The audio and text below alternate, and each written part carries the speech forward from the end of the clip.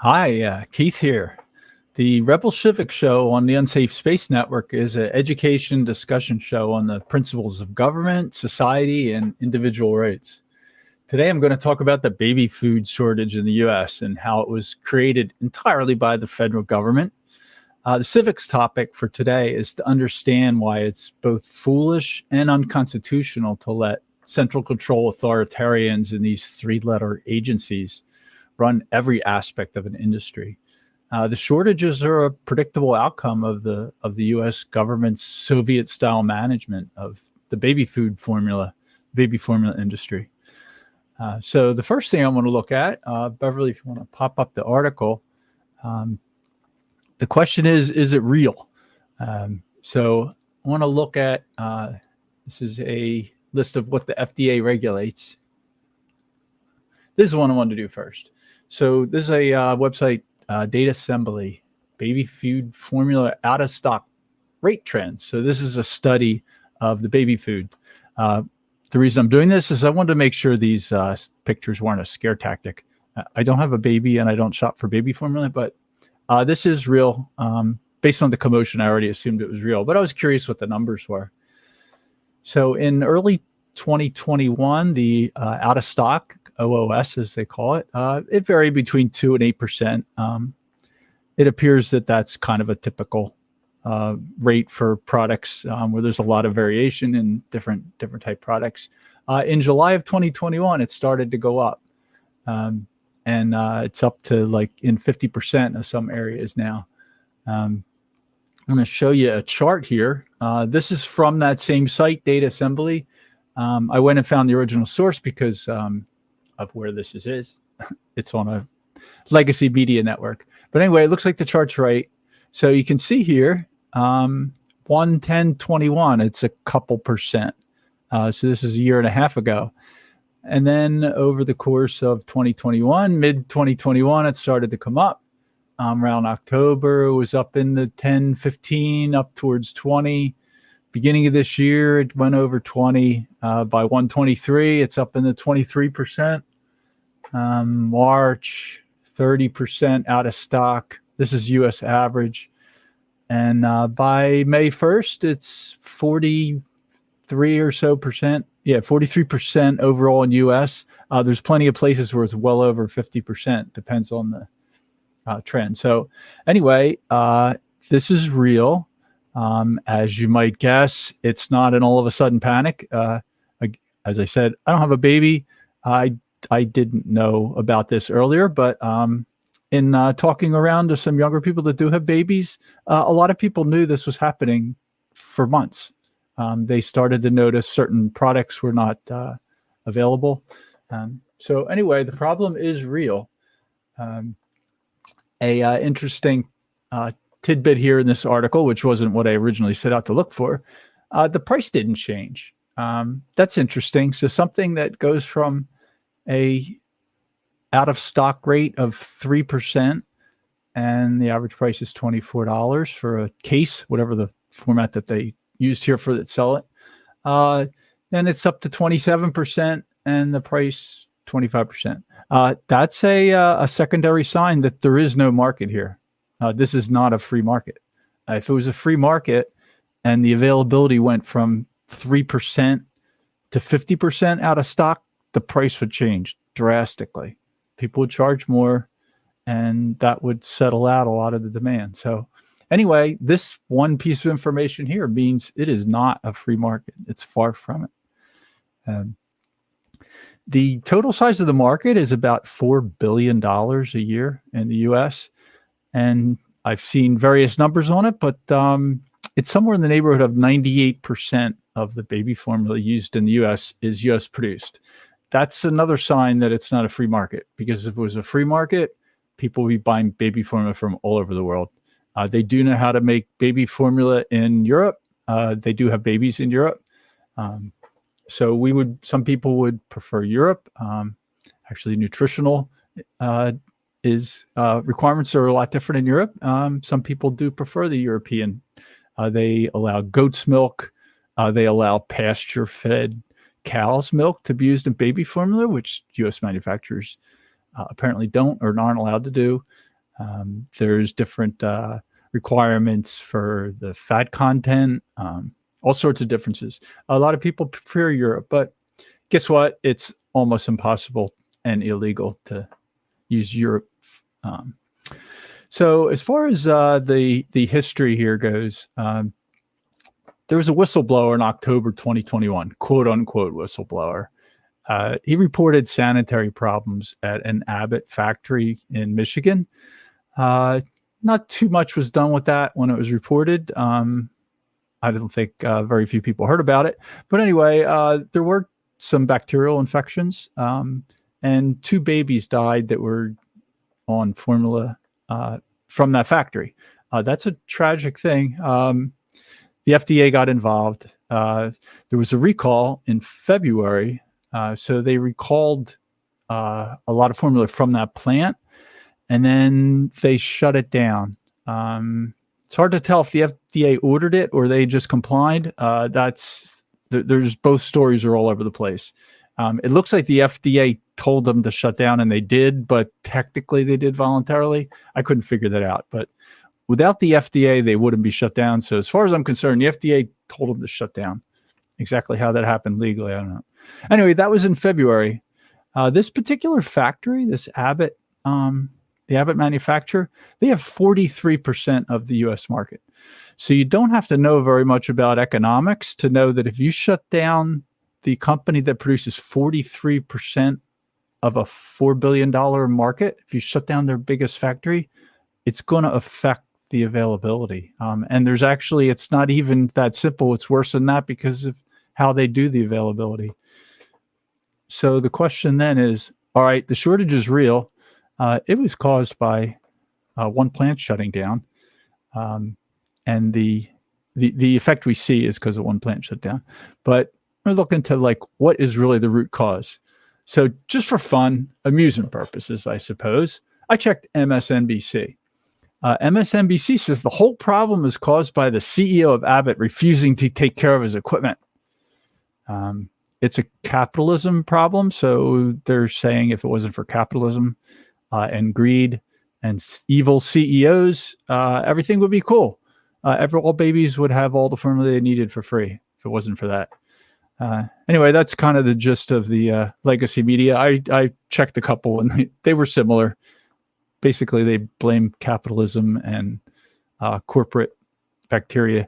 The company itself is saying that they've never actually proved that the bacteria came from the plant. Doesn't look like that's even clear.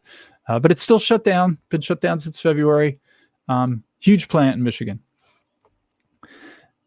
The actual cause of the shortage is what I want to talk about because we're going to get into the civics part of this. So here's the next article. This is a Wirecutter Times, New York Times Wirecutter article. It's actually was about why parents choose European baby formula, which some parents do, a very small amount. It's a couple percent. Here's an interesting line here. Even the New York Times, although they think it's good, I think, but they say baby formula is one of the most tightly regulated food products in the U.S., with the FDA dictating nutrients, vitamins, setting strict rules on how the formula is produced, packaged, and labeled.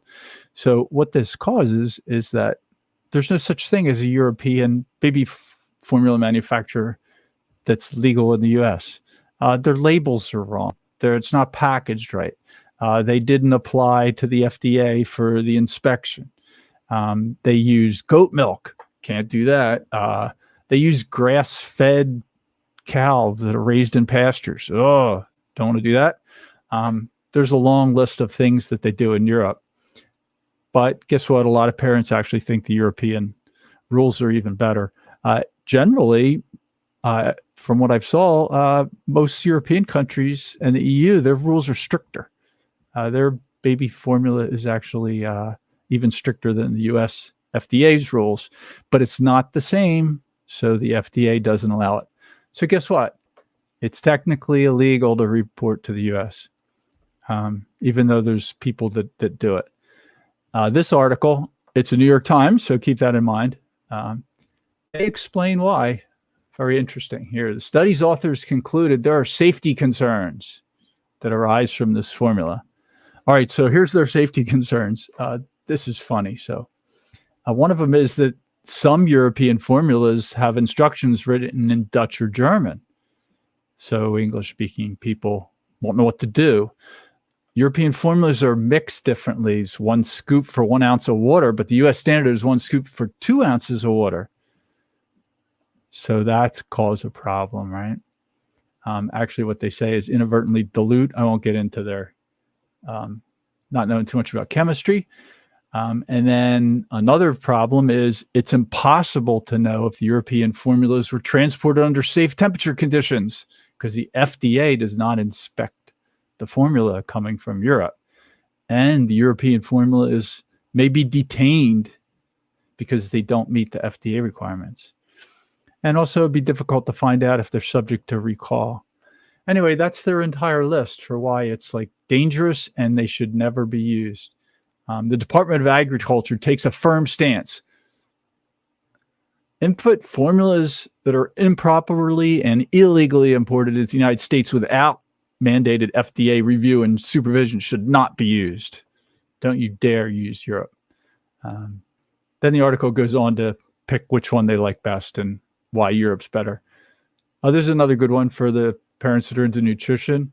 The EU baby formula, they banned corn syrup in baby formula. Now, I didn't know corn syrup was used in baby formula, but I know enough to know I don't think I would give my baby an infant corn syrup as a sweetener. Milk doesn't have corn syrup in it. Also, they require 30% of the carbohydrates come to lactose.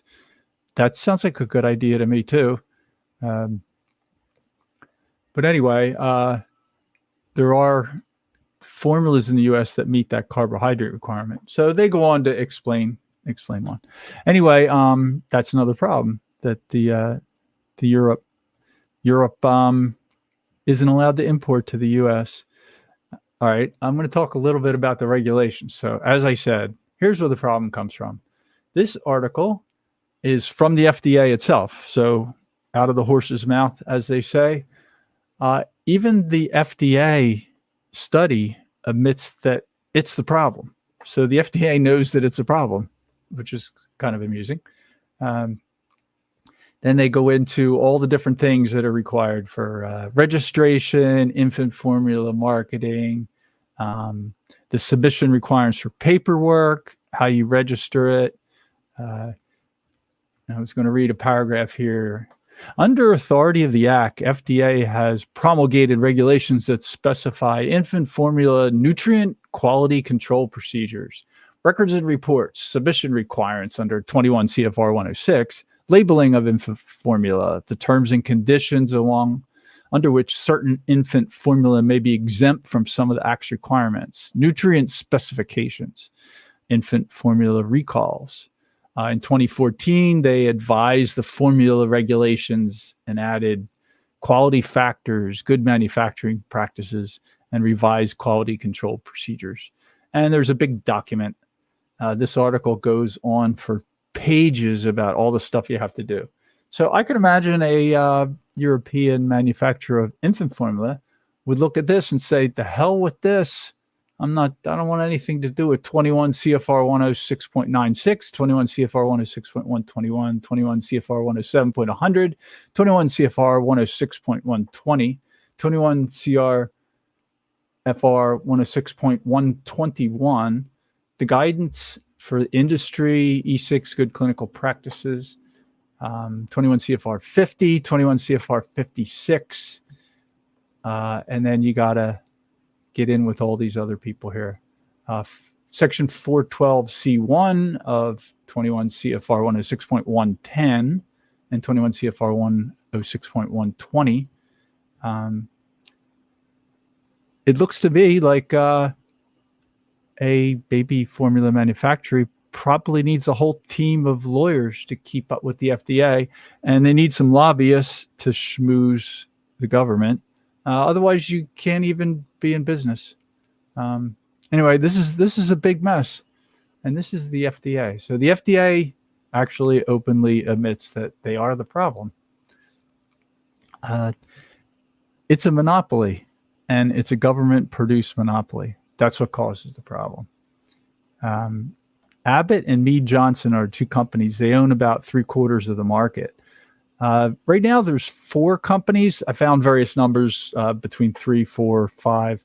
The problem is there's a couple tiny ones that have like a fraction of a percent of the market. There's now 4 companies: Abbott, Mead Johnson, Nestle, and Perrigo control 90%, according to MSN right now. 98% of the baby formula used in the U.S. is domestically produced. That's not a free market. Some of the best data I found is on this also on the USDA site. This is a article from the USDA Economic Research Service, Department of Agriculture. What they called it is winner takes almost all, almost in parentheses for those listening to the podcast version, how WIC affects the infant formula market. Now you're really getting into how they created this disaster, shortage, and monopoly. WIC is the Women's, Infants, and Children's Program. It's a federal program. You can tell because it's got 3 letters and an agency. It's all part of this FDA thing. So this is a USDA program, Special Supplemental Nutrition Program for Women's, Infants, and Children. That's the full name. It's generally just called WIC. Guess what? WIC is the largest purchaser of infant formula in the United States. It's over 50%. Secondly, each state gives a sole source contract to a formula manufacturer. So the states under this program, each state picks one of the manufacturers. There's really just 3 main ones. They have one of 3 to pick because it's very difficult to manufacture under all the FDA regulations. So each state picks one. People that participate in the WIC program, they get a voucher. This covers over 50% of the formula used in the U.S., or 47%, according to one number. But it's roughly half of all the infant formula used in the U.S. is under the WIC program. Each state has a contract with one manufacturer, and it's sole source. WIC recipients, as they call them, customers, some people call them, but they're not really customers, unless you think I'm the one that's paying for it and they get the voucher. They can only use the voucher for the state-approved manufacturer. That's called a monopoly, people. So every state has a monopoly. All 50 states each have a monopoly among the 3 manufacturers that hold the contract for that state. It's an exclusive sale agreement. Here's the quote I was going to read. This is 2008 numbers. I'm using this one because there's a lot of different numbers about the percentages of the market. And most people don't cite the original source, and they also don't say what year they're talking about. And it does vary. But anyway, in 2008, this looks like a very solid study. I looked at some of the data behind it. 2008, 3 manufacturers accounted for almost 90% of all U.S. formula sales. Abbott, who makes Similac, had a 43% share. Mead Johnson makes Enfamil, that's 40%. And then Nestle, which is now Gerber, makes Good Start, that's 15%. So those 3 together are 98% of the market in 2098. Since the mid-1990s, these 3 firms have been the sole manufacturer awarded WIC contracts. And remember, WIC is over half of the U.S. market. 2/3 of the sales are supermarkets and supercenters. That's just how this kind of stuff works. Mass merchandisers, because it's all under contracts. The government has its fingers in it. The state gets WIC money, so they're involved and embedded heavily with it. The remaining comes out of drugstores and convenience stores. The smaller stores have a problem where they just can only carry a few items. So guess what? They carry the WIC ones, since that's what half the people are using when they come with their vouchers. The WIC program itself creates the monopoly. It's not just the FDA. It's these 2 together. So the USDA and the FDA are the team that created a monopoly. And as with all monopolies, it requires government because it requires force. There's only one way to have a monopoly, and that's with force. And government is the biggest user of force. And so that's how these monopolies get created. As I said, the WIC is the largest purchaser of infant formula in the U.S. That's the USDA statistic. It was 51% in 2008. It's a little higher than that now, is my understanding, but I don't have the number. Since the 1990s, as I said, it's been sole source. The WIC vouchers can only be used by one place. The Abbott, the company that had the plant shuttered 3-4 months ago in February, they have the sole source contract for 47% of WIC infants. So 47% of the half that are using the WIC program are under Abbott. Now, it doesn't take much of a economic understanding to recognize that if you shut the factory for half, it's going to cause a problem. Why? You might wonder if this is on purpose. I won't go into any kind of theories like that, but anybody paying attention to this would have known in February, probably last July, that this was coming, and that it would be what it is right now. This is an easy problem to see for anyone who's paying attention. Makes me wonder if they knew. Some of the other thing I want to talk about, the illegal thing. I was going to show. Next subject I want to talk about, same thing. There's a spillover effect from WIC. So we hear people talking about the monopoly. I looked into that, like how exactly is that monopoly made? So the monopoly is really created by the USDA and FDA with the WIC program with 50%. What happens is there's a spillover effect.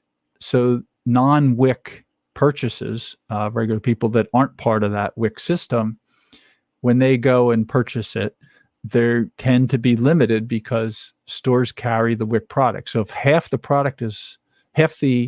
type of product is sold under WIC, which is a single manufacturer, what all stores do is they have contracts with manufacturers and they have shelf space dedicated to certain products.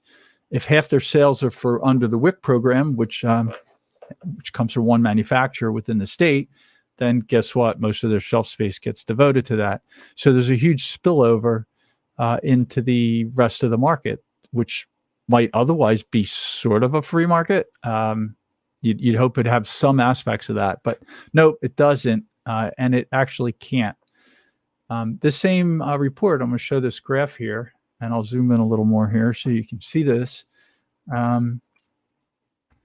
This is a very interesting study. So California happens to be the largest WIC program user, largest number of infants on WIC, which no surprise, it's got the largest population.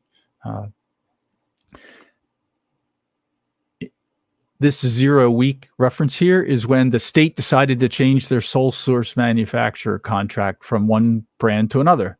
They have a choice of 3, and 2 of them are the 2 huge ones. I don't even know which one they changed, but from and to, it doesn't actually matter. So at week 0, they changed from the former WIC content brand. So this is the market share of the WIC products sold within California. It was around 90%. And this goes back 52 weeks. So it's a year of data. Flatline 92%. That is no market, folks. You can tell the government's got its fingers all over this. This can't happen without something like that. So 90% former brand. The other 2 brands within the U.S., there's the orange is the one they're going to change to in week 0. Green is the 3rd brand. So here's the 3 bands. One is 90%. The other 2 are both about 5% of WIC sales. This is WIC sales or WIC voucher usage, because I won't really call it sales because the government pays for it using stolen tax money. I already did an episode on the stolen tax money prop. I'll reference that later. So you get 5% of the other 2 here. Week 0, California changes their sole source contract. Guess what happens? In a matter of 10 weeks or so, company Orange goes from 5% to 95%. Boom. You can imagine the amount of lobby dollars this Orange company must spend in California. I wonder how many politicians got bribed and how many campaign coffers, Be a good question. Somebody wants to look into. Let me know. How much did Nancy Pelosi get from this orange company? She's a quite influential California politician in D.C. I would be willing to bet pretty good money that Company Orange spent a ton of money lobbying. Anyway, the state picks, boom, Orange goes from 5% to 95%. And we're talking California infant formula market here. Pretty big market. Blue Company goes from 90% to asymptotically approaching zero. It's a killer. That like totally kills the business. And the other brand, Green, looks like they went from 5 to 3. They were perturbed too. I don't have a theory on why, but it looks like it perturbed them too for some reason. So anyway, this is WIC sales. So you can see what happens when with 50%, a little over 50% of the total infant formula market in California by this study. Now for the fun part, which is really where I was going. This is obvious because it's sole source contract, but I wanted to just explain that. Sorry if I got a little geeky with the numbers. This is a chart of the spillover effect. So here's orange and blue and green brands, whatever companies they are. Like I said, I didn't look them up. I don't care. It don't matter. Blue was the former WIC contract brand. They were in kind of the 40, 50%. Excuse me. So they're doing pretty well. This effect is because the WIC brand is going to be stocked in more prominent places in the bigger supermarkets. In small places like a convenience store, they may only carry the WIC brand, may only have one or two types, maybe one type. So you're going to tend to get a spillover effect for non-WIC sales. So anyway, Blue Company has a WIC contract. They're in the 40, 50 over the previous year. Week 0, there goes their sales, even for non-WIC. So they go from around 50% of the market to 25%. So their sales, for people that have nothing to do with the WIC program, got cut in half in California. Talking big money there. Orange team, Orange Company here, they were the ones who won the lobby war. However, they managed to get the California contract. They go from 35% to 60%. The third brand, who wasn't the former one and isn't the new one, they stayed at the same 15%. So they have some diehard fans. So this is for sales of non-WIC product. So this is the spillover effect. So what happens with this between this chart, which is pretty much all the sales get awarded to the sole source contract, and this chart, which shows the spillover effect, it's a monopoly. So the federal government gives money to the states, and the states award a sole source contract under the federal government rules, and it ends up being a monopoly. So guess what? There's a monopoly. And what happens in monopoly? You have production disasters. What happens in monopoly that's controlled by some elite cathedral in a faraway city that think they know exactly what to do? It's a Soviet-style production control. The FDA and the USDA completely dominate how this market works. They create monopolies. Each state has its own monopoly under the WIC program, and nearly all the sales and handouts from the government are through that. And if you perturb one thing, the whole thing comes crashing down. It's impossible for the market to handle a shift like one factory closing. The company Abbott has 34 states. If you have 34 states, sole source contracts, and you shut down the biggest factory, that causes tremendous problems, and that's what happened. I was going to talk a little bit about the EU. It's not. Let me see. Oh, okay. This is an Ontario factory, so I looked in a little bit into Canada. Like Canada has babies. They also have baby formula manufacturers. Now, importing from Canada to the U.S. is really bad. Canada has, they don't follow the FDA regulations. This is a really interesting one. This is a company called Canada Royal Milk. They use Canadian dairy, which is tough to sell because Canadian cows, I guess, are different. You can't sell that in the U.S. They got $225 million in taxpayer dollars from the Canadian government, but that's not really my topic here. It's owned by China. It's a Chinese company called Feihe, apologies for my spelling, Feihe International, according to this True North, Canadian Royal Milk. Now, what they said here, I highlighted this, Canada Royal Milk will be able to sell products domestically once the regulatory process is complete and approvals granted. By domestic, they're talking about the Canadian market. This is a quote from the company. This is delayed timelines for entry into domestic and North American markets. So for people that follow general things, China is willing to sell things to the U.S.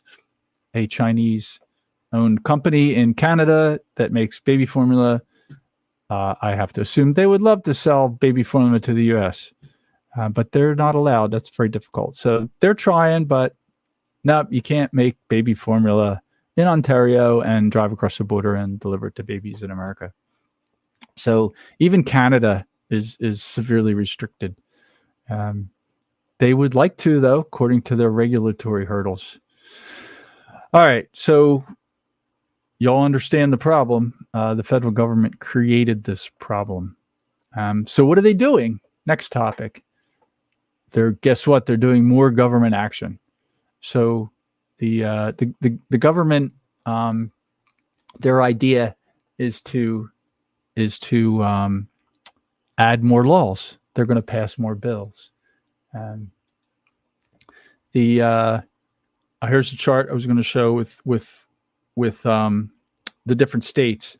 So this is the Abbott company, this Scribe website. Abbott has 49 state agencies. It's 34 geographic states in Washington, D.C., 10 tribal organizations, 4 territories. So this is the list of places that are Abbott sole source. This is a crazy system. This is an absolutely insane system. When I first heard about this, I wondered, should I do an episode on this? It's way worse than I thought. It's way more corrupt. This is not capitalism. This is crony capitalism, which is not capitalism. That's why you have to put the crony in front of it. This is ripe for all kinds of corruption and influence. Just look at these states. This is all Abbott. So what has Congress done? They passed a new bill.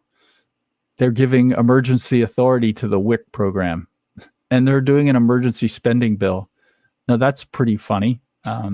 Their idea of what to do, a problem created entirely by too much government, is to give extra power to the programs that cause the problem and also throw more money at it. The House Oversight Committee plans an investigation. Oh, good. That'll help. The House Energy Committee is going to hold hearings. I'm not sure what the Energy Committee has to do with this. Maybe it's a distribution and transportation, but apparently the House Energy Committee is all upset and they're going to hold some hearings. And the House Appropriation Committee is going to hold hearings. So the House is on the job. President Biden, or his handlers, he invoked the Defense Production Act. This is when you go to war, which I guess the FDA and USDA are at war on babies. So maybe that's how they justify this. The Defense Production Act, that's to manufacturers get dibs on whatever they need. So the ingredients needed by the baby formula manufacturers, under the Defense Production Act, in times of war, they can get first cut at the milk, I guess, and vitamins and that sort of thing. So that's what Biden does. The second thing Biden did, he's authorized the DOD to use contracts with commercial airlines that they have for moving equipment and people around to ship formula from overseas. So they go from not allowing formula made in Europe to come into the U.S. to using taxpayer DOD money. So this is money for a war that's allocated to the DOD. They're going to use that to bring baby formula into the U.S. That's his reaction. Hint, President, why don't you just get rid of the other rules that cause the problem instead of making new ones? So if you were wondering if there's a war on babies, I think I might have called it that in some of the stuff I wrote summarizing this. The FDA's war on babies. It is a war. In fact, they're using the Department of Defense to fight this war, and they're using money that's for defense. So if you think the DoD is about defense, nah, that's not what it's about. Congress did pass a bill. They passed a bill, $23 million to keep the babies from starving, I guess. So they're going to put $23 million. The other thing that's passed in the last week, emergency money appropriation, $40 billion to keep the proxy war with Russia going. At least until the midterms, they think for $40 billion. They spend more money than the Department of Homeland Security uses in a year, more money than the Russian government spent to date on their military. They can keep that war going. I know I'm digressing a little, but my point is to say, is Congress worried about keeping the war going until the midterm elections, or are they worried about babies? So I ran the numbers on my calculator. Congress is 1,739 times more concerned with keeping the European war going than they are with American babies starving, based on that metric.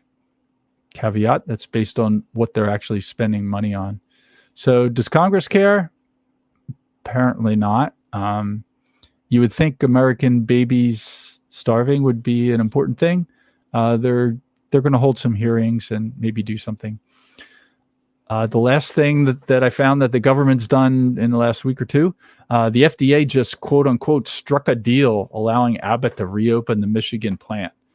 Now, I don't know why they had to strike a deal. The FDA could just shut their doors, and I would imagine the Abbott plant would be open very quickly. Anyway, they struck a deal. It's got to be approved by some other three-letter agencies, the USDA, and I don't know who. Anyway, that has to be approved.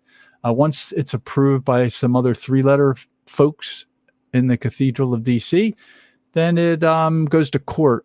So for some reason, a court has to approve this deal that was just struck to get the plant open to make baby formula. And keep in mind, I'm sorry, I feel terrible for people whose babies don't have any formula. This whole thing is ridiculous. The company estimated once they're given the green light, it'll take them about 2 weeks to reopen. And then somewhere in the neighborhood of 10 weeks before anything hits the shelves. So we're still 3 months out from, that huge company that has 47% of the U.S. market and sole source in 34 states from producing something in their big Michigan plant. All right. I was going to talk about some of the other products that are risk. This is the last article I'll share. This led me down thinking about what else is at risk here. Like, I didn't know about the baby formula one, but then I don't buy baby formula. And I'm past the point where most of my friends have infants in life in my years. So I didn't hear about it, but apparently a lot of people did know.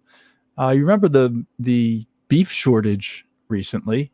Same kind of problem. That was a regulation. I think it was U.S. Department of Agriculture regulation of the monopoly meat packing. There's only a couple of meat packing plants in the whole U.S. and same kind of thing. They shut down one, huge crisis. All of a sudden, you can't buy hamburgers.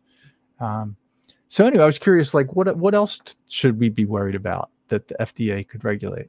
So I found this article, and as far as sources goes, I went to the best source, the US FDA. Like, okay, what do you think you regulate? So this is from the FDA website. The scope of the FDA's regulatory authority is very broad, and then they go into their responsibilities. This is keep in mind here, this is not an exhaustive list. Probably the FDA can't even come up with an exhaustive list. They probably don't even know all their own rules. But anyway, the FDA regulates foods, including dietary supplements, bottled water, food additives, infant formulas, other food products. That's a pretty broad category. They do say the U.S. Department of Agriculture plays a lead in some aspects. Drugs. The drugs is a big market. Of course, they're going to be in the drug business. Prescription drugs for brand name and generic, non-prescription drugs, biologics, vaccines for humans, blood and blood products, cell and gene therapy products, which is actually what they were calling the vaccine last year, the COOF stuff. Oops, I forgot we're on YouTube. I better not talk about that. Tissue and tissue products. That's interesting. Allergenics. Skin, I guess that is. Stuff for allergies. Medical devices. Tongue depressors. I guess those little cardboard tongue depressors could be next. I wouldn't be surprised if there's a monopoly on tongue depressors and the FDA has to inspect and regulate them. Bedpans. They regulate bedpans. Heart pacemakers. Dental devices. Surgical implants. Prosthetics. Microwave ovens. I didn't know this one. The FDA regulates microwave ovens. X-ray equipment. Laser products. Ultrasonic therapy equipment. Mercury vapor lamps. Sun lamps. Cosmetics. Skin moisturizers. Nail polish. Perfume. Color additives from makeup. Livestock feeds. Pet foods. Veterinary drugs and devices. Tobacco products like cigarettes, roll-your-own tobaccos, smokeless tobacco. All right. That's enough articles. You can shut down the article part, Beverly, if you want. Okay. I hope you all understand the problem now, where this comes from. The FDA, it's ludicrous what they're controlling. Every other product that I listed there has the same kind of problem. They could easily have this problem. Any one of those, the same thing could happen. Baby formula maybe is the worst one, but we just saw the example of meat recently. All right, so I want to talk briefly about monopolies. So like I said, this is a monopoly. The only way to have a monopoly that can last for any amount of time is force. So it is possible for, say, a drug dealer in one block of an inner city to maintain a monopoly on a certain drug. It's possible for the mob in part of Chicago in the 30s to maintain a monopoly on alcohol sales among all the bars during Prohibition. They use force. Those are a couple example monopolies. The biggest monopolies and the only monopolies that can sustain long-term now, not counting black market drugs, is government monopolies.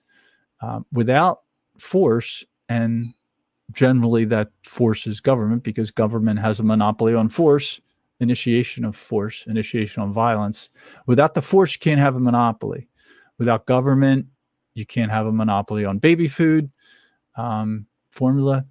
Without the FDA and USDA monopoly and the states going along with it, you can't have this baby formula shortage. The free market would easily take care of a problem like this. There wouldn't be 3 manufacturers. There'd be much larger numbers. States wouldn't have sole source contracts. Another manufacturer, if a plant closed, another manufacturer would step up production, and most people wouldn't even know about the problem. So the government caused this. And, I would like to wait to see what else happens. All right, this is a civics show, so I want to talk a little bit about the Constitution. Anybody that's been listening or is following the Constitution for a while knows this is illegal. Like, Congress can't do this. The FDA itself is illegal. So I'm going to pull out my handy pocket Constitution and try to get that in front of the camera for y'all. This is what I've been using. So for this, we see, where does the FDA's authority come from? I actually read the FDA's website on where their authority comes from. I would have showed it, but spoiler alert, it's a bunch of bogus nonsense. They just claim it comes from congressional law and blah, blah, blah, blah, blah. Pages and pages of history and disasters, previous disasters, and arguments of if you didn't have the government, everything would be bad. People would be poisoning us, and nobody would know what to eat.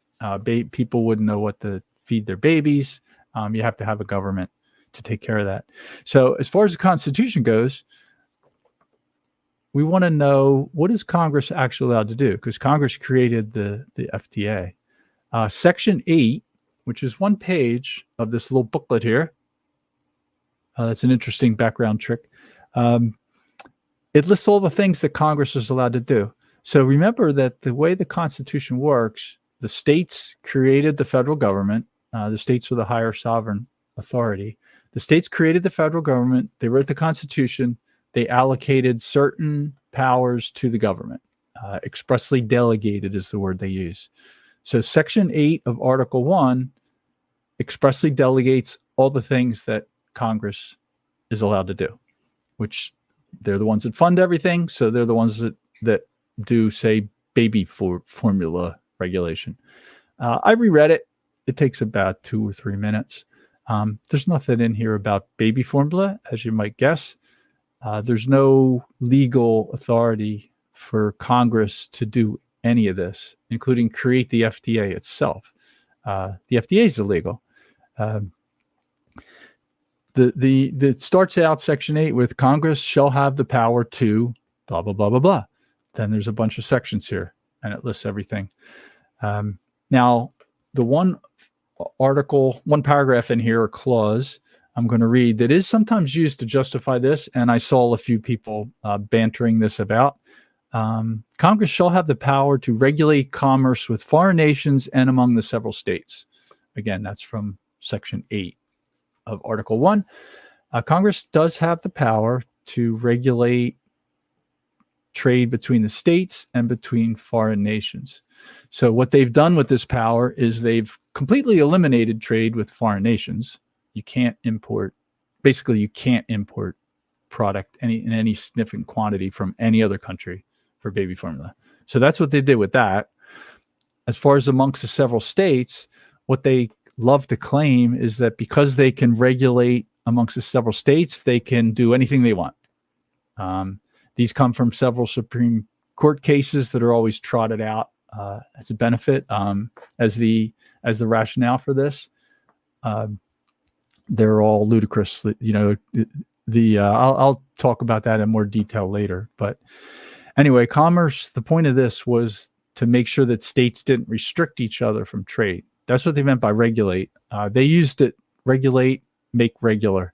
So the Commerce Clause means to make trade regular. That was put because before they had the Constitution, under the Articles of Confederation and some of the arrangements before that, in the 1770s, 1760s, states were taxing each other. So states could create a tariff on products from other states. So what this did is it made states not allowed to put tariffs on imports from other states. So if you're a member of the United States, you produce a product, another state can't tariff a product manufactured in your state. That's what they mean by regulate. They didn't mean regulations in FDA. So the problem here, the FDA is illegal. So if you want to solve this problem, this is really easy, people. Like, it seems easy peasy. I don't know why I just don't do this. Separate the federal government from the baby formula business. We don't need to pay DC bureaucrats to do Soviet-style central control of a whole industry. It's a $9 billion business, $9 billion industry in the U.S. Like, let it go. The FDA and the USDA, just shut them down, send all those people home, make them get a real job. For people that are a fan of changing amendments, like you don't need it because Article 1, Section 8 doesn't define anything for Congress to do. They're not authorized to do anything related to food, but we could add something to Amendment 1. So I was thinking that's the one that starts out, Congress shall make no law. Talks about freedom of speech and that. There's 5 things in there. So exercise for home. Name all 5 in the First Amendment. Let's add a 6th one. We say Congress shall make no law respecting food and medicine. That would have got rid of the COOF problem last year. That'll get rid of the baby formula shortage. The hamburger thing when it happened, the beef shortage last year. Seems like an easy problem. Made a fix. Just add a 6th restriction for food and medicine. Shut down the FDA. Eliminate the WIC program. If a state, and I'm talking about the federal government, if a state wishes to have a program on baby formula, it can constitutionally. You should do what you want in your state. As far as my state of Florida goes, I would argue don't do that. I don't want the state government to be involved in baby formula either. The theory behind the arguments basically boils down to without the federal government, baby formula manufacturers would produce poison and kill babies, and parents would have no idea what to feed their babies, and no private organization would recommend and certify baby formula. That's basically the argument, that you couldn't keep babies alive without the FDA and the government help, or babies would get sick. But babies have been around for a long time before the FDA. I don't credit the FDA with the health rate changes in babies, and they're causing problems. All right. Anybody has any questions on all that? I enjoy the debate. Put some comments in. We got a new thing we're starting here on Rebel Civics. When we do a live show, we're going to do a quiz. So I have this fun thing. I'm a Constitution geek. I got the U.S. Constitution quiz deck. So I'm going to ask a question from the U.S. Constitution quiz deck. And anybody that has the answer, send an email to speak@unsafespace.com and include a mailing address. And whoever has the right answer, whoever wins the best answer, we're going to send you one of these. All right, this question from the quiz, it's actually about musical instruments, but I'm going to change it to baby formula.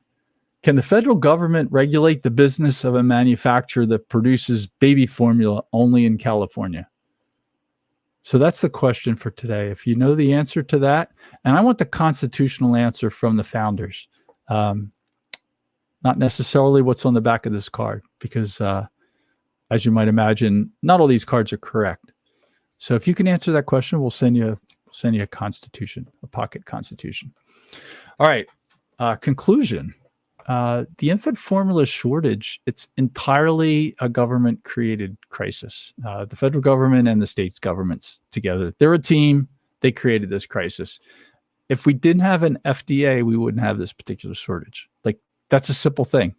If it wasn't for the FDA, this wouldn't exist. We probably wouldn't have even known about maybe any problem in the Abbott plant, if the Abbott plant even existed in Michigan.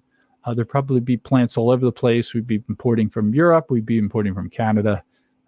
They do have babies in those places, and they know how to make formula. The government's reaction is more government reaction. Government action has never, ever fixed a problem that was caused by too much government action. So everything they're doing, it ain't going to work. It's just going to cause more problems. They may get the shelves stocked for a little while, but the problem is inherent. It's not going to be fixed by $23 million from Congress and a committee hearing. And I just close with, I think the ladies, you should consider yourself lucky that the FDA doesn't regulate and mandate reports and inspect and license and approve your breasts. And maybe that's coming. Don't be surprised. Maybe certain people won't be allowed to feed their babies. You have to use government formula. So, all right, folks, we got to stop them from doing this. They created the problem. We need to stop them. So thanks for watching.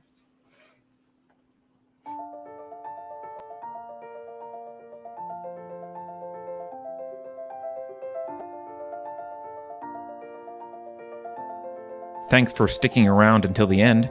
If you're new to Unsafe Space, check out our deep content library that includes discussions with everyone from James Lindsay to Brett Weinstein. And please consider helping to fund our work by visiting unsafespace.com/donate. You can find us on a variety of social media platforms, and you can find a community of like-minded individuals on our Unsafe Space Discord server, which is open to financial supporters at any level. We hope to see you there. Warning. This is an unsafe space. Dangerous ideas have been detected. The content of this production does not meet WHO health and safety standards. Please report to a United Nations Sanitization Center immediately. Association with the following individuals is strictly prohibited. Experts who benefit from printing money agree that printing money does not cause price inflation. Trust me, just 2 more weeks to slow the spread of monkeypox. If you think about it, no one should be allowed to express opinions. But don't. Think about it, I mean. That's not your job. Thinking has been scientifically proven to be less efficient than compliance. Science, scientific, and scientifically are registered trademarks of the World Economic Forum. Unauthorized use is prohibited. Computer voice courtesy. Never mind, that last line is fake news. Please disregard it and return to your safe space immediately. There will be cake.